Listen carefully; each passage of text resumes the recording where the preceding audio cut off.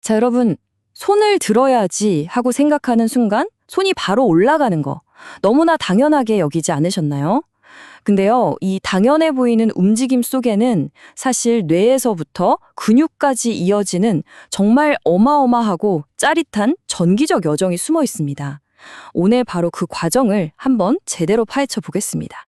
손가락을 움직여야겠다 하는 바로 그 생각이 어떻게 진짜로 손가락을 움직이게 만드는 걸까요?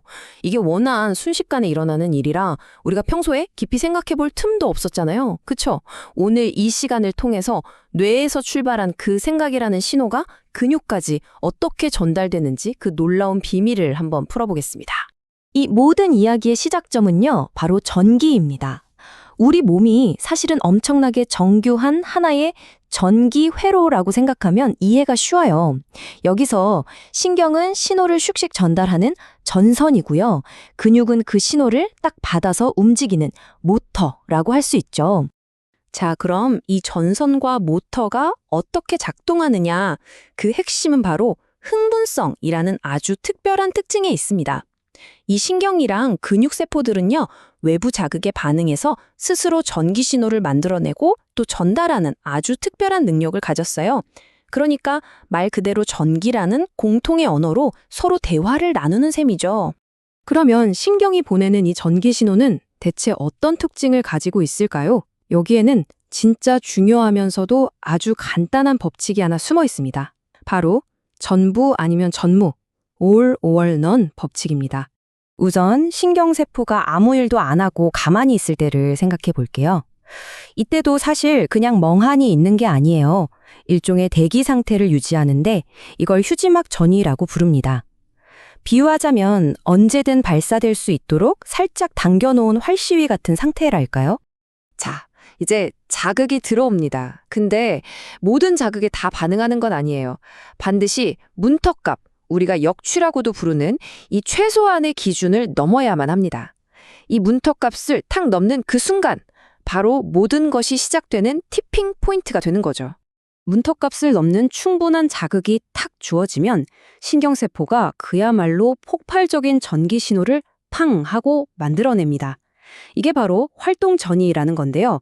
뇌에서 근육까지 메시지를 전달하는 진짜 신호탄이라고 할 수 있습니다.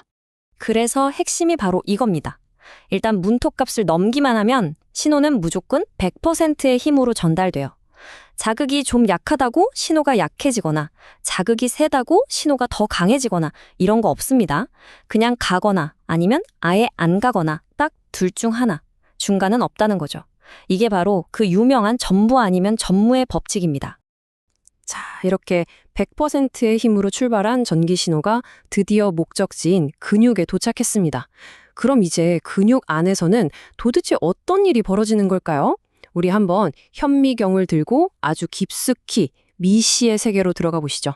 근육은요, 마치 여러 가닥의 얇은 실을 꼬아서 만든 굵은 밧줄 같아요.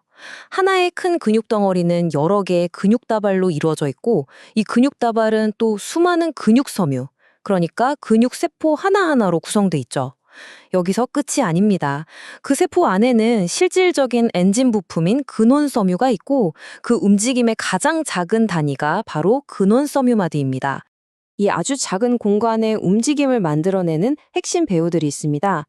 간은 밧줄 역할을 하는 액틴, 그리고 이 밧줄을 막 잡아당기는 힘센 모터 역할을 하는 미오신이 바로 주인공들이죠. 여기에 신호를 세포 깊숙한 곳까지 전달해주는 가로소관이라는 배달 네트워크, 그리고 움직임의 스위치를 켜는 칼슘을 보관하는 창고인 근육세포질 구물이 아주 중요한 조연으로 활약합니다. 자, 이제 무대 위의 배우와 장치가 모두 준비됐습니다.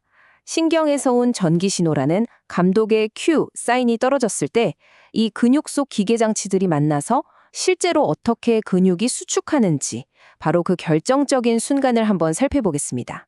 과정은 크게 5단계로 볼 수 있어요. 자, 먼저 1단계, 전기신호가 가로소관을 타고 세포 깊숙이 쫙 퍼집니다. 2단계, 이 신호에 반응해서 근육 세포질 그물이라는 창고문이 활짝 열리면서 칼슘이라는 열쇠를 방출해요. 3단계, 이 칼슘이 액틴에 찰싹 달라붙어서 평소에는 잠겨있던 미오신과의 결합 부위를 활짝 열어줍니다. 4단계에서 드디어 대기하고 있던 미오신 모터가 이 자리에 착 하고 결합하는 거죠. 그리고 마지막 5단계, 미오신이 온 힘을 다해서 액틴 밧줄을 안쪽으로 쫙 당깁니다. 이 강력한 한방, 파워 스트로크가 바로 근육 수축의 실체입니다. 여기서 정말 흥미로운 점을 하나 발견할 수 있습니다. 근육이 이렇게 수축할 때 액틴이나 미오신 같은 이 필라멘트 가닥 자체가 짧아지는 게 아니라는 사실이에요. 이게 무슨 말이냐면요. 그냥 미오신이 액틴을 안쪽으로 끌어당겨서 서로 미끄러지듯 겹치는 부분이 늘어나는 것뿐이죠. 그래서 전체 길이는 짧아져도 미오신 가닥 자체의 길이는 그대로인 겁니다. 이렇게 필라멘트가 서로 미끄러지면서 움직인다고 해서 이걸 바로 근필라멘트 활주설이라고 부릅니다.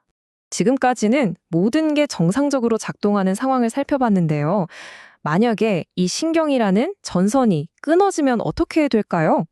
이제부터는 이 지식이 실제 의료 현장에서 예를 들면 재활치료 같은 곳에서 어떻게 활용되는지 그 임상적인 측면을 한번 들여다보겠습니다. 만약 사고나 질병으로 신경이 손상되면요, 근육은 뇌로부터 오는 전기 신호를 더 이상 받을 수가 없게 됩니다. 말 그대로 명령을 받지 못하는 모터가 되어버리는 거죠. 이런 상태를 우리가 탈신경 상태라고 부릅니다. 이럴 때 이 조직이 전기에 얼마나 민감하게 반응하는지를 측정하는 아주 중요한 척도가 있습니다. 바로 시치라는 건데요. 좀 말이 어렵죠. 쉽게 말해서 시치가 짧다. 이건 아주 약하고 짧은 전기 자극에도 쉽게 반응한다는 뜻이고요. 그만큼 흥분성이 높다는 걸 의미합니다. 바로 이 지점에서 정상 근육과 탈신경 근육의 치료법이 왜 달라져야 하는지가 명확해집니다. 보세요. 건강한 근육은 시치가 짧은 신경을 타겟으로 하니까 짧고 빠른 자극만 살짝 줘도 충분히 수축을 일으킬 수 있어요. 하지만 탈신경 근육은 없대요. 전선인 신경이 없으니까 시치가 훨씬 긴 근육 자체를 직접 자극해야만 합니다. 그렇기 때문에 훨씬 더 길고 강한 전기 자극이 필요하게 되는 거죠. 이게 바로 물리치료에서 전기 자극의 종류를 다르게 하는 이유입니다. 생각이라는 눈에 보이지 않는 것이 전기 신호로 바뀌고 또 복잡한 화학 반응을 거쳐서 실제 물리적인 움직임으로 나타나는 이 모든 과정, 정말 놀랍지 않나요? 오늘 우리는 그 기본 원리를 함께 따라가 봤습니다.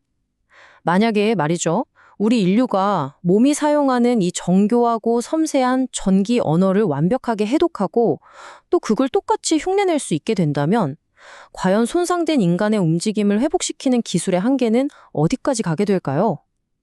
이 질문을 여러분께 남겨드리면서 오늘 이야기를 마치겠습니다.